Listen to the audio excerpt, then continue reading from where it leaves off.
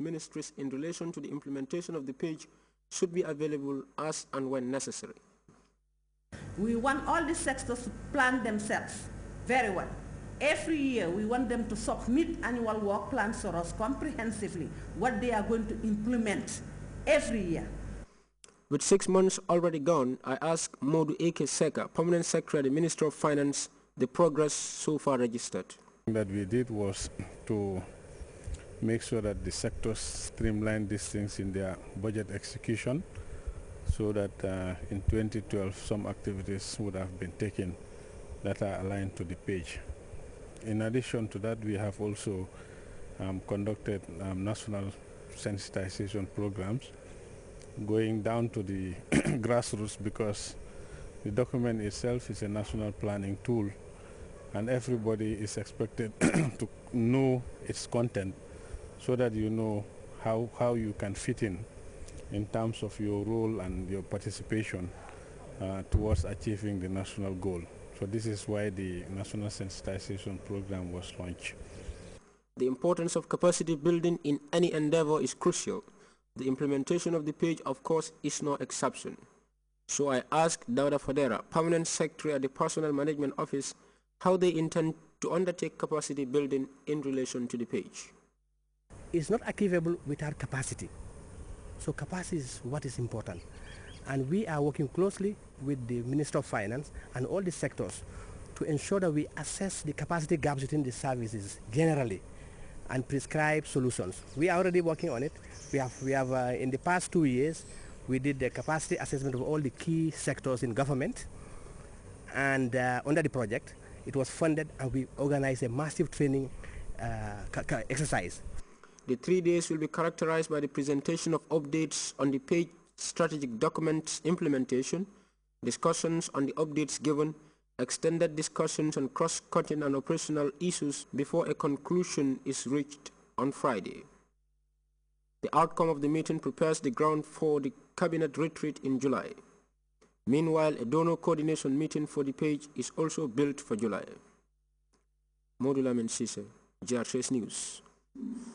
4 officials of the Gambia Revenue Authority charged with 2 counts of economic crimes in the multi-billion-dollar tax saga today appeared at the High Court, where defense lawyers filed separate motions seeking bail pending the hearing of the case against them.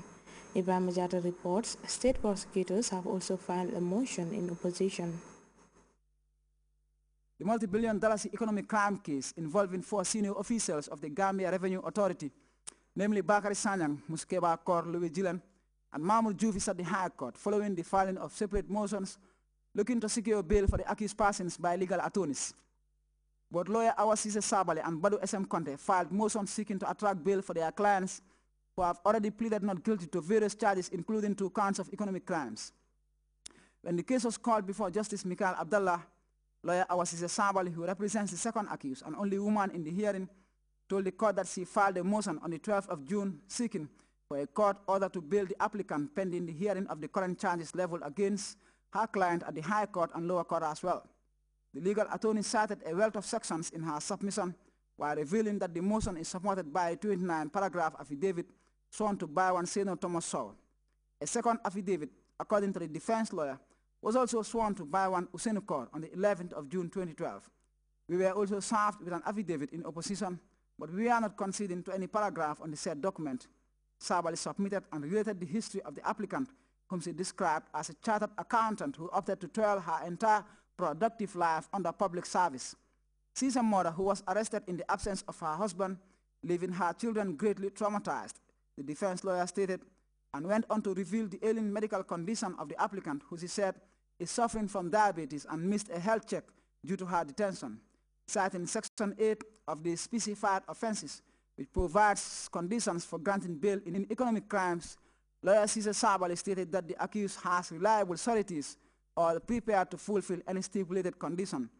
The applicant will not interfere with the case or witnesses and would be available anytime she is needed by the court, according to the defense counsel, who revealed that since the travel documents of the accused are currently with police, the issue of jumping bail is unfeasible. Awasise Sabali finally urged the court to grant bail to her client. In her subsequent response, the Director of Public Prosecutions, S.H. Bahum, announced that the state filed a 29-paragraph affidavit sworn to by one Gonejeng. While relying on all paragraphs on the document, the Director of Public Prosecution stated that bail is at the discretion of the court, as underlined by Section 99 of the Criminal Procedure Code.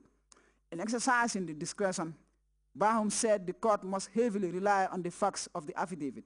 The burden of proof as to the exercise of this discretion lies squarely on the applicant, according to the DPP, who said the motion filed for the second accused has nothing worthy of consideration and allowed the court to dismiss the application.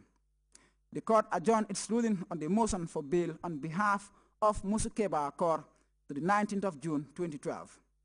Lawyer Badu Conte subsequently rose to make his submission on behalf of the third accused, Louis Gillen, but the court decided to defer the hearing to the 15th of June for continuation. Ibrahim Jata, GRTS.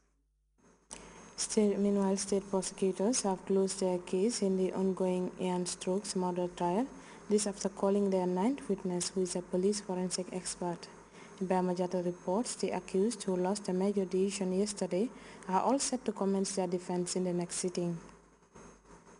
Bekayo Bojang, a police chief inspector working at the Criminal Records Department for fingerprints, testified as prosecution's seventh witness after the conclusion of the mini-trial, whose verdict went in favor of the state. The police chief inspector briefly related how he conducted a comparison on the fingerprint of the suspect and discovered a match comparable to the print lifted from the scene of crime. Bojang adduced that he consequently prepared a report on his findings. On the cross-examination, the witness stated that he is not a certified fingerprint expert. Keba Dabo, another detective inspector, came next as prosecution's eighth witness. Dabo testified that he works at the Barra police station.